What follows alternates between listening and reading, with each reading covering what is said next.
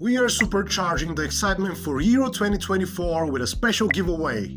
3 lucky winners will be celebrating with €100 cash prize each at the final. All you need to do is complete the social tasks on 𝗀𝗵𝗖𝗀. The more you participate, the higher odds of winning. Don't miss out. Click the link in the description and complete all tasks now. Hello and welcome to Odds On Euro Match Day 3, last match day in the group stages. Let's analyze Group A and Group B. We have a very good game, for instance, Switzerland, Germany, and Croatia, Italy. To analyze with us, we have Ronan Murphy. Hello, Ronan, and I'm sure a very happy Alvaro Romeo to analyze Spain, Albania, and the other games. Hello to both guys. Remember, of course, to comment the video with us and let us know your tips, and of course press the like, subscribe. Let's go on now with the show.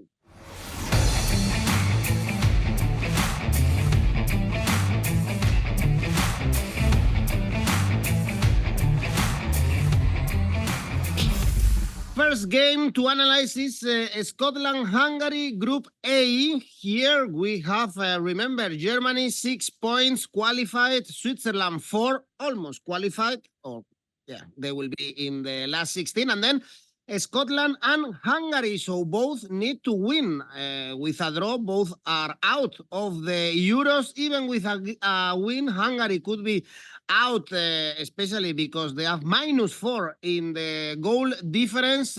On the other hand, Scotland with a win, 4 points, they could be in the last 16 rounds. So my first take here, Ronan, is that they have to attack. The draw is not valid for any of these teams. Yeah, it's not. Both teams really need to win this one, and Hungary probably need to win it with a few goals, because as we've seen in the past with this expanded Euros, that even if you get 3 points from one of your games, you might necessarily go through. Only one team in the last 2 tournaments has gone through with a minus goal difference and 3 points as the best third place team, and that was Ukraine back in 2016, and so or Ukraine back in 2020, and there was other teams back in 2016. Turkey and Albania didn't go through on minus goal difference, and Finland and Slovakia, they were eliminated last time around with minus goal difference. So if you do get 3 points, you need goals too. So that means that Hungary will be doing all they can to score goals here, and the same for Scotland. 1 point, 2 points won't be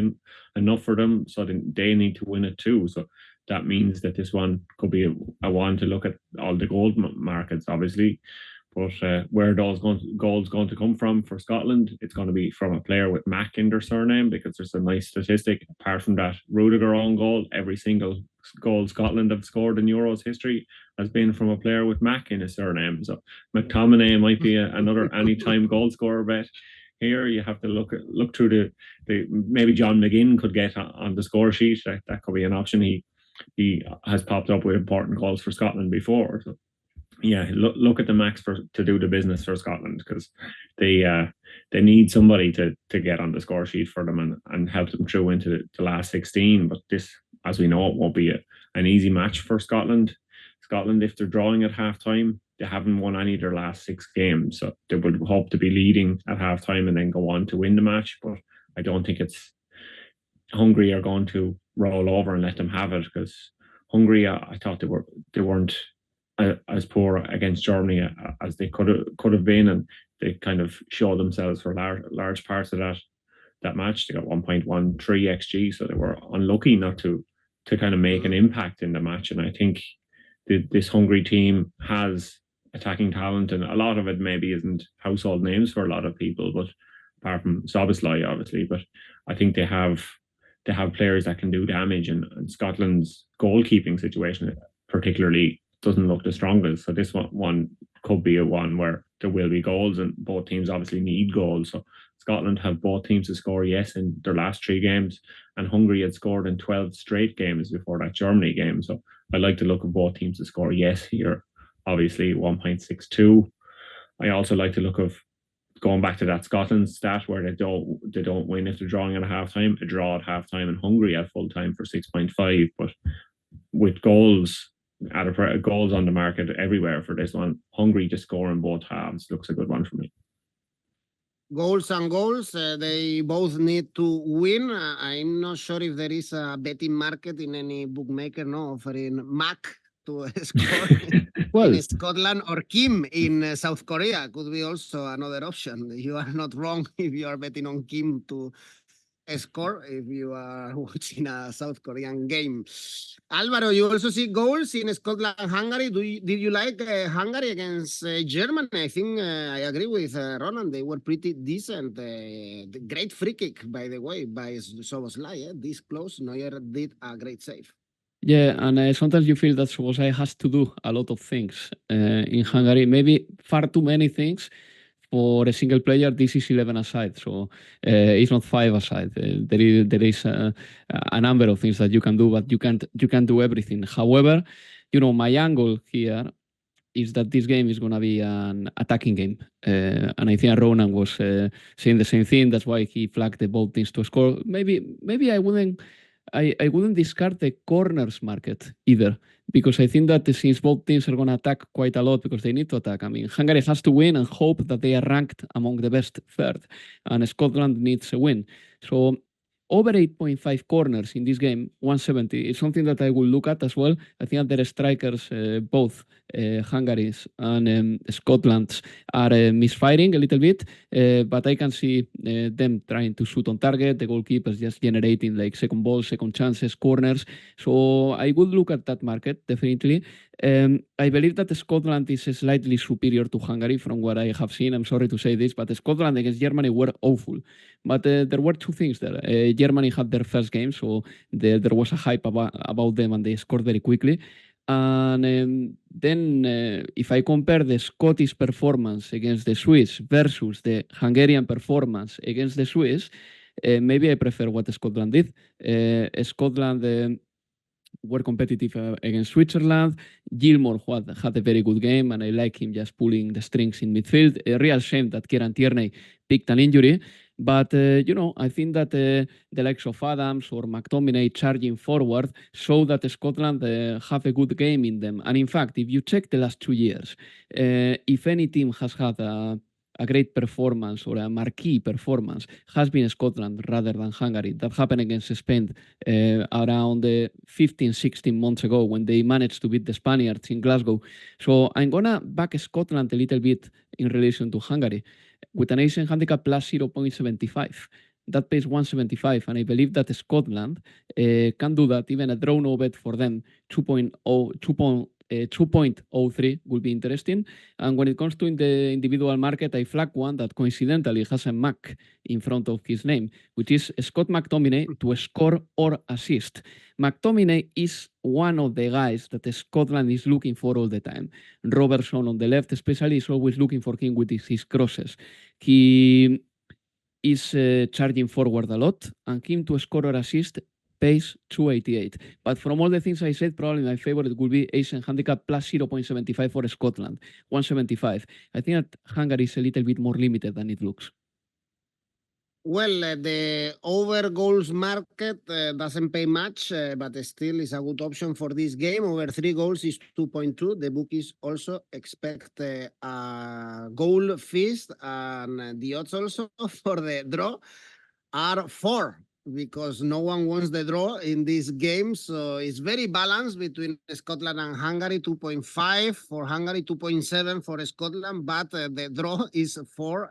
It's very unlikely to see a draw because it's not good for any of these sides. And at the same time, on Sunday, we have Switzerland. Germany qualified with 6 points. I saw Switzerland, they are like 99.1% qualified for the next round, so we can say they are qualified with 4 points and +2. Germany was impressive against Scotland. We had some doubts because Scotland was that poor that we didn't know if it was that Germany was so good or Scotland very poor. But against Hungary, we saw a downgrade from Germany. They were not that fluent, but still they scored thanks to Musiala, one of the players of this tournament, and another one that is doing great, and I'm not particularly fan of him. I know, Alvaro, you like him, is Gundogan. He's playing really good in these Euros. But why are you not a fan of Gundogan, if I may ask? Yeah, I'm not a big fan. I don't. He's I'm not a big fan of Gundogan.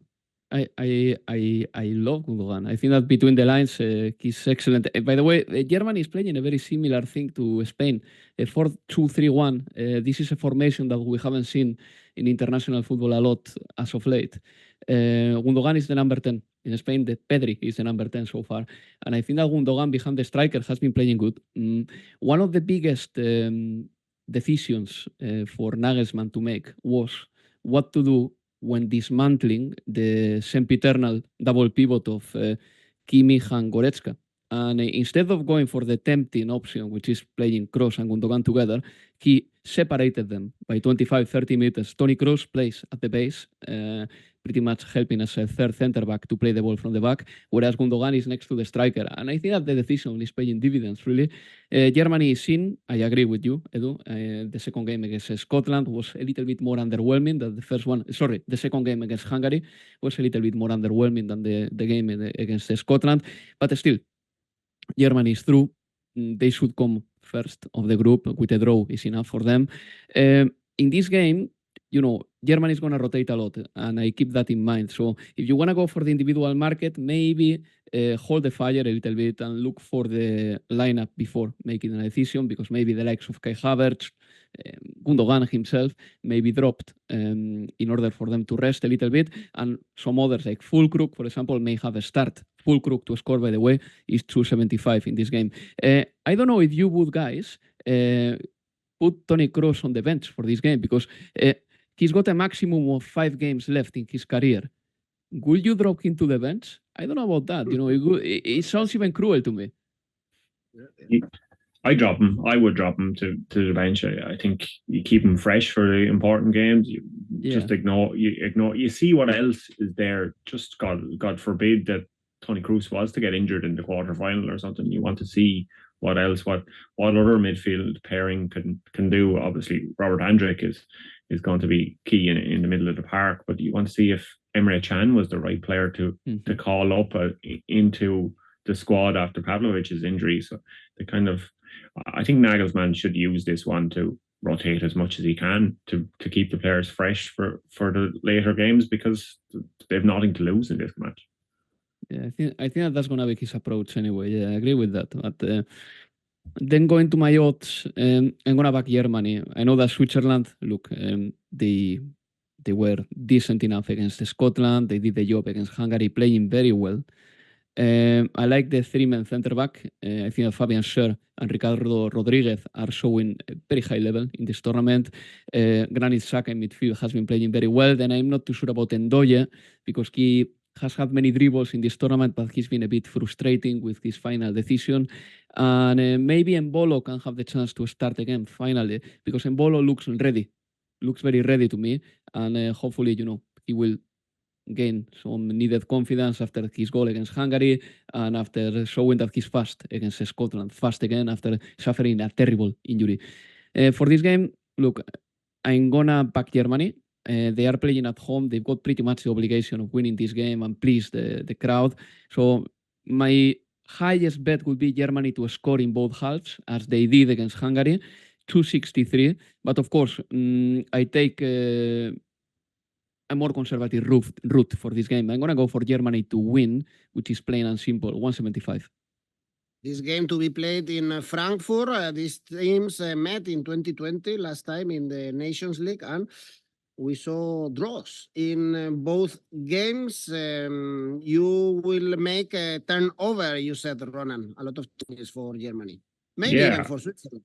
Yeah, I would think that you could even rotate some of the Swiss team. I think Shaqiri could get a start here. He's only played 60 minutes so far in the tournament, so he could be another one. And we saw him set that incredible record of 6 tournaments in a row with goals that seemed to be, if you were on Twitter during the match, every single tweet seemed to be that statistic. There wasn't anything else. Nobody else was talking about anything other than how incredible Shaqiri has been and how much of an impact he makes at international tournaments. So he could be an anytime goal scorer option here in this one, because like Alvaro was saying, Germany will probably rotate a lot and you will need to wait for the team sheets, because there's a lot of players in the Germany squad who haven't even seen the field so far at the Euros. Both substitute goalkeepers, obviously, but Germany are always reluctant to change from Manuel Neuer regardless of the circumstances. So, but maybe Ter Stegen could get a run out here. Then there's an entire kind of back line of players who could come in. Hendricks, Schlotterbeck, Anton Koch, and Raum haven't played a minute at this tournament. And then we haven't seen anything from Maxi Bayer up front. He's obviously the next great German attacker, the player that Germany are putting their hopes in as they search for someone that can score goals in the long term for them. So maybe he'll get run out here, and hopefully we can see what he can do on the international stage, because he's had one great season at Hoffenheim, but is he good enough to play at international tournaments? We don't know, and we haven't seen anything from him yet. Whereas at the other kind of end of the spectrum, Thomas Muller has played less than 30 minutes at this tournament, and is he just there to a boost in the dressing room to entertain the players during the boring weeks of being at a tournament? Is he just kind of the elder statesman, or can he make an impact on the pitch? Because we've seen in the past that he's brilliant at World Cups, but he still hasn't scored a European Championship goal. So he has a point to prove there. So Germany have a lot of talking points, I think, going into this one, and it depends whether Nagelsmann kind of tries to go out all out and win this match, or sees what he has in depth, because he will need that depth later on in the tournament. Because as we've seen in tournaments before, you're not going to keep your preferred starting 11 fit for every single game, especially if you go deep. And surprisingly now, no one would have said it before the tournament, Germany are the favourites according to statistics. The Opta supercomputer actually has them ahead of England and France for the first time. So we have a new favourite for the tournament. That's Germany, 18.96% chance of winning the tournament. England, 18.39%. But after watching them in recent games, it should be a lot lower. I'd imagine you guys would agree. And then France are 18.10%. So it's kind of neck and neck at the top of who could win. But Germany are predicted now to win the tournament. And I don't think anyone would have seen that before the tournament, least of all me. I thought this was going to be a kind of transitionary tournament where Nagelsmann would bring into some of these young players and look ahead to the World Cup. But they started so well against Scotland. They obviously were a bit lower, like Alvaro has said, in the second game against Hungary. But I think that they will be looking to make 3 wins from 3 here. But like you said, Edu, that they have draws in the last 2 games, and they've been score draws. So this could be one where both teams score as another option, obviously. But I like the look of maybe a 2-2 draw here, because it helps both teams. That's 17 if you're going to go that high. A draw, like you said, is over 4 in this one. But both teams to score, yes, I think is a good option for this at 1.8. Maybe also Fulkrug to score. I guess he will start, no? And maybe some time for Havertz to rest ahead of the knockout stages.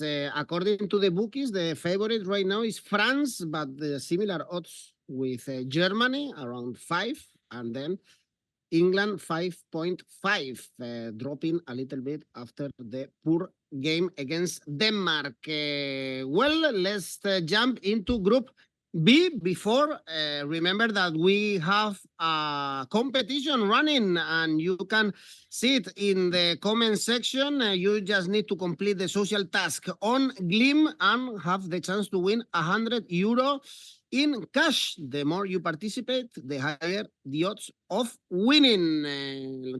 Group B, guys, here we have Spain qualified first of the group after the exhibition, I must say, against Italy. And then it's very open. Italy 3 points, Albania and Croatia with 1 point. First game is Albania, Spain. So again, nothing to play for Spain. A lot of rotations, I'm sure. But Albania, they have to go for it. They have to win and surprise everyone. The odds are now higher for Spain to win. I checked them before the game against Italy and was 1.3. Now, because they are going to play with the second team, is around 1.5. So it's still a good option. If you trust Spain, for Albania, they've been very, very competitive. A fun team to watch. They've scored 3 goals, which is a good tally In these Euros, I'm sure, Alvaro, you enjoyed as much as I did Spain playing against Italy. I loved it. I loved it. It's one of the best performances of Spain since the good days. I'm talking about the 2008-2012 period. Really, it was a really good performance. Spain and Italy is a classic of European football. I mean, Spain and Italy have played in every Euro since 2008, and the games have been sometimes cagey and sometimes entertaining as well. And this one felt like a turning point in Spain's footballing style history, because I think that after winning and beating Italy playing with two wingers, the new style of Spain, which is obviously so influenced by the fact that you have Nico Williams and Lamine Yamal, has settled down. I think that the system has been validated. I mean, this 4-2-3-1, which would have been some sort of a bad idea in the past because Spain they didn't have good wingers. Now seems the logical system to play, and the truth is that Pedri as a number 10 helps a lot as well. He gets the ball between the lines, behind the holding midfielder, and he can play the ball from there. And I believe that at this stage of his career, considering all his physical issues, it's better to shorten the distance he has to cover. So him playing as a number 10 makes him run less than if he was playing as a number 8. But generally speaking, what I like about Spain was the style, the aggression in defense. Probably 𝐿𝐭𝐴𝐧𝐴 and Carvajal set the tone of the aggressivity of Spain, because they were going for the duels, they were winning it, they were pushing high, and then when the ball was in midfield, especially with Rodri, Spain had the capacity of keeping the possession, of being good on the ball, and up front, Nico Williams was a beast against Italy. I think that the difference between Nico Williams and Lamine Yamal is that Lamine Yamal may be more subtle. I think that he's got more technique, but Nico Williams is physically more brutal. When Nico Williams accelerates or breaks and accelerates again, it's very difficult to stop him. And he saw against Italy that he's in the moment of his life. That said, Luis de la Fuente is going to include a lot of new players in the lineup against Albania. I'm pretty sure about that.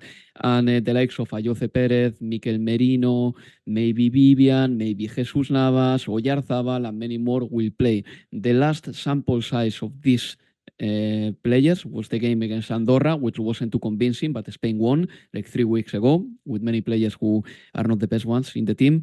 And I believe that many of them will be eager to prove their worth. The likes of Dani Olmo, for example, want to play more. The likes of Oyarzabal as well. I think that Mikel Merino wants to show his worth too, now that he has lost his place in the team. So I think that Spain is going to stay competitive. I have the feeling that among the camp, there is a feeling that this can be a special summer for them, and all the players want to be part of it. So I'm going to back Spain just because I think that they won't slack off. I think that they will still play in the front foot, and no matter they are qualified or not. And I liked Albania against Croatia. Their biggest merit was to come back after the 2-1. With a player like Aslani and another one like Manaik, just having many attempts, just making sure that they charge forward. They were so good that there was no need to use Armando Broja, the player who belongs to Chelsea. And Albania has been competitive, and they have a belief, and they've got a lot of crowd supporting them, which is important too. But Spain is a better side, and even the Spanish players who are normally on the bench should be able to win this game. So I'm going to go to Spain to win and over 1.5 goals in this game, 173. Otherwise, keep an eye to the clean sheet in Spain because they haven't conceded the goal and the defense has been working really well. The system has been working really well for the team in general. Spain to win 2-0, this is the best value I have found. And the last one I could go for, Spain to win 2-0, 238. Knowing that Albania needs to win, knowing that Albania needs to score. But Spain is playing with a certain level of tension and aggressivity that I think is very good. The team is very motivated. Great level so far, in my opinion, showed by Albania, by Silvinho's team. Ronan, do you understand the hype of Spain in these Euros after the first two games, or is too much? Yeah, I think I'm starting to get it, but I think there's teams like that at every tournament that maybe were underrated going into the tournament. Then as you start to see them you kind of grow to see that this team can be a genuine contender. And maybe, like I said, with Germany, people weren't considering Spain before the tournament as one of the favourites, but now they deserve to be among the favourites. They've shown that this is not just a team of young guys with very little international experience. There's a team that has young players in it, and a kind of a forward-thinking coach that can cause problems for some of the big teams when they do get to face them, like they did against Italy. And it wouldn't have flattered Spain if the score had been much higher in Spain's kind of favour, because they deserved to win by way more than 1-0.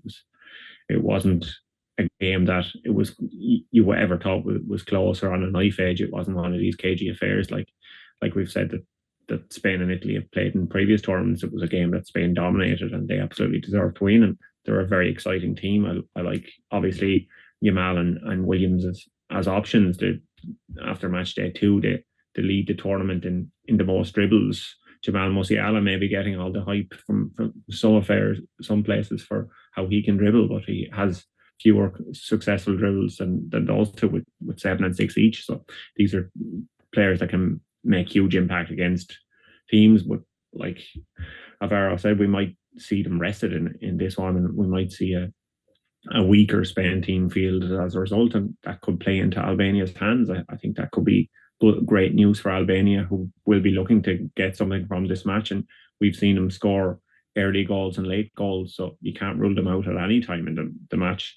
𝐬𝐭𝐴𝐵𝐴's equaliser was the latest equaliser in normal time at any European Championships, 94 minutes and 23 seconds. So they just don't give up fighting. They will fight from the start to the very end. And there's another interesting stat that in both games so far, they've scored with their first shot. So if Alvaro is to get that 2-0 prediction right, he'll know whether he's going to be right after Albania's first shot or not, whether it's going to happen. So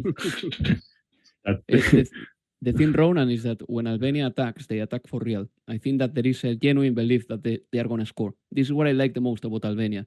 But of course, I put it in contrast with Spain's defensive displays, defending so high with such a high line. And I am inclined to think that Spain is going to win it. But of course, I understand perfectly what you say. It's very impressive that they have scored the earliest and the latest goal in the tournament. That's very impressive. Yeah, it definitely is. And that's why I like to look, when I was looking through the odds, of obviously Albania to score first, but Spain to win from behind could be an option here. I think that Albania maybe might open the scoring and Spain can win from behind. That's 10. So going with a similarly kind of low score, that it's not going to be a huge win for Spain. Correct score 2-1 to Spain is 9.5 then as well. And if you look at the last international game that these two sides played, which was a 2022 friendly, it was a 2-1 win for Spain. So writing it could be under the wall for 2-1 to Spain in this one. So I think Albania obviously need to do something in this game. They obviously need the points, but Spain should be too good for them. The B team should be too good for them. But I think Albania can keep it close. They won't roll over easily. Like Alvaro said, they are a team that are very capable of scoring when they go forward. So I think they can get on the score sheet, but I don't think they're going to lose by a big score. So that's why I like to look. The main tip in this one is Albania Asian handicap plus 1.25, and that's at 2 now. And I had actually looked at it last night, and Albania Asian handicap 1.5 before the Spain-Italy match was even better odds, but it's come down a bit now that we've seen that Spain are going to field a rotated team. But I still think that Albania can keep this one close. Well, 2-1 option coming from behind. Maybe Joselu to score could be an option. He's a specialist in this matter, and I'm sure he is going to have minutes, and Morata is going to have some rest. But the best game this day is Croatia-Italy. Of course, Italy 3 points, Croatia 1. So if Croatia wins, they will qualify and maybe and probably kicked Italy out. So this is kind of a knockout game. The draw is positive for Italy. Very disappointing. Italy, I would say, against Spain, they were not brilliant. Against Albania as well, we didn't see much of Chiesa, of Barella, of the good players of Inter. Only Donnarumma can be highlighted. Di Lorenzo suffered a lot with Nico Williams, but also Croatia has been really disappointing in the Euros. They showed a lot of team spirit against Albania to come back, but at the end they conceded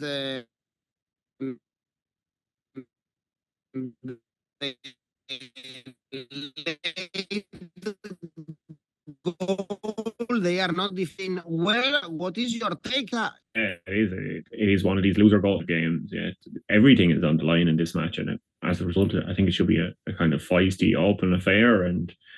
But I think the only negative thing is that this Croatia and this Italy team maybe haven't really shown us what they can do at this tournament. They haven't been like Croatia and Italy teams in the past. Obviously, Italy had all these major injury worries before the tournament, and that I think is starting to show that they don't have maybe the depth of previous Italy teams. And Croatia, it's the end of the golden generation, so they're kind of aging out at the wrong time. And this one could be two old kind of warriors battling out, like a scene from Gladiator, the movie, or something from that. It could be kind of one of these sort of scenes where everything is on the line. And I think Croatia, the only positive maybe they've shown for me so far in the tournament is that they're capable of getting a lot of shots.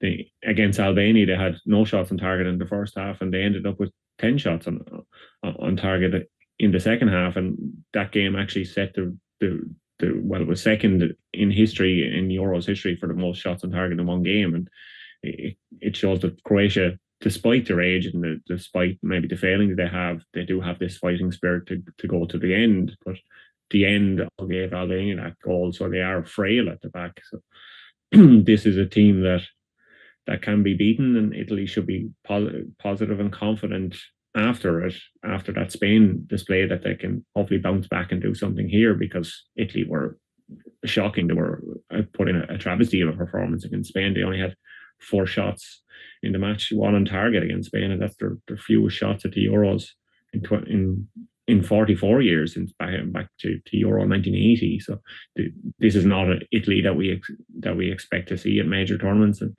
this is a poor Italy team. And if they do go through, you can't see them getting much further. And the same could be said of Croatia. These teams aren't really going to go deep in this tournament.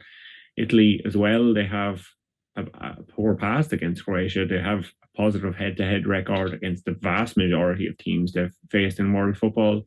There's only a few that they have a weaker record against, and they're names like Brazil and the Soviet Union, Spain, you'll be glad to hear, Uruguay, and Croatia are one of the teams. They've only ever beaten Croatia in one win in 9 attempts between the two teams. One of the other teams, surprisingly, is North Korea from the 1966 World Cup. Italy have only played North Korea once, and they didn't win that one. So yeah, there's an interesting stat there. But Croatia, in recent meetings as well, they've been toe to toe with Italy. The last 3 meetings have all been 1-1. So a 1-1 would favor Italy. So I don't think they would turn their noses up at that. So a 1-1 draw here is 6.5. The draw as well is over 3. It's a good option. Both teams to score in all these kind of match day 3 games is always worth looking at. In every single one of them, both teams to score, yes, is 1.74. But I think Croatia can kind of hold on, because this Italy team, what I've seen, they've been very poor so far. I like the look of Croatia Asian handicap plus a quarter for this one, 1.84. It's very difficult, in my opinion, going for the 1x2 market, but the odds are better if we back Croatia, because they are the underdog coming to this game. Who do you think is the favorite here, Alvaro? Because we haven't seen great things from neither of these teams.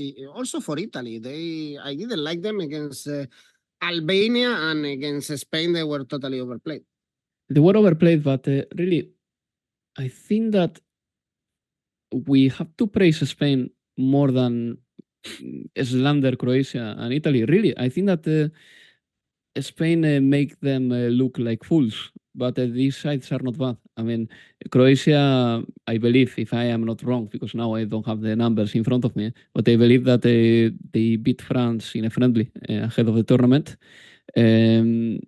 and then Italy are the champion, and Italy are capable of doing good games. For example, against Albania, Italy wasn't perfect, but in 20 minutes they came back from an early goal that Albania scored, and they showed that they have the character and the resilience and the compactness of a team that knows what they are doing. But I think that Spain has been too good for them. But I do believe that Croatia and Italy are still all right. And it's very likely that one of them is going to be out of the tournament. Yeah, one of them is going to be out of the tournament too early. When I saw this group and the draw, I thought that there could be the chance that Italy, Croatia, and Spain drew on 6 points, but Albania has surprised a few, and the draw they got against Croatia was very impressive. But, very quickly, first of all, Italy and Croatia are in big trouble, both of them, because this game, it's very inconvenient for them both. I mean, if Italy loses and Albania beats Spain, Italy is out, for example, just to understand it very quickly. And if Italy loses, they could be out as well, no matter what Albania does. On the other hand, Croatia needs to win as well. And Italy was lucky not to concede more goals against Spain, because they should have conceded 4 or 5. When it comes to Italy, the other day they weren't good against Spain, but Spain was too good for them. And when it comes to Croatia, look, we have seen that their pool of players is not endless. This is the end of a generation, and some of the new players, I'm still not too sure about what they can offer. 𝐬𝐭𝐚𝐲, for example, is the best example of it. For me, it's a bit of a frustrating footballer, the Wolfsburg footballer. Then Budimir has to play. I mean, a player who has scored 17 goals in La Liga for Osasuna, I repeat, cannot be on the bench. 𝗵𝗵𝗏 cannot play ahead of him. 𝗵𝗵𝗏 has never been a good scorer. Budimir has proven that he is a good scorer. So these are things that 𝗍𝗏𝗏𝗀𝗏𝗏𝗏 should be thinking of if he wants to win, because Croatia has to win. There is no other outcome that works for Croatia but winning. So since I believe that Croatia will have to attack and Italy may find opportunities in the counter-attack, I'm going to go for over 2.25 goals in this game. It pays 175. Well, if this was the classic Italy, we would see a 0-0 result or 1-0, a very tight game, but that Italy is gone, actually. Even when they were champions 4 years ago, they didn't play that defensively, but once upon a time, this was a clear catenaccio. The draw is enough, so they will never lose these kind of games. But this is another Italy, That's even true. if I like Spalletti. By the way, 𝗂𝐿, usual suspect as well in the score sheet. When the team needs him, he delivers. This game is going to be played in Leipzig. I'm sure there will be a lot of Croatian supporters backing their team. Well, this is all for the games we have on Sunday and Monday. Last match day in groups A and B. Alvaro, your safe bet? Spain to win. 148. Ronan, yours? Mine is Switzerland and Germany, both teams to score yes, 180. And your ACCA? Ronan? Yeah, my ACCA is both teams to score yes, triple. So Scotland and Hungary, Switzerland, Germany, and Albania, Spain, all to score is 5.8 in total. Goals. We are seeing a lot of goals. Still to see a goalless draw, and this is very positive. A lot of quality in these Euros. Alvaro, your ACCA? Well, I had a feeling that Spain and Germany are going to go through with 9 points each. So there is a cheap ACCA, which is Spain to win and Germany to win altogether. But I'm going to handicap them, so I make it more juicy. So it will be Asian handicap -1 for Spain, Asian handicap -1 for Germany, altogether 393.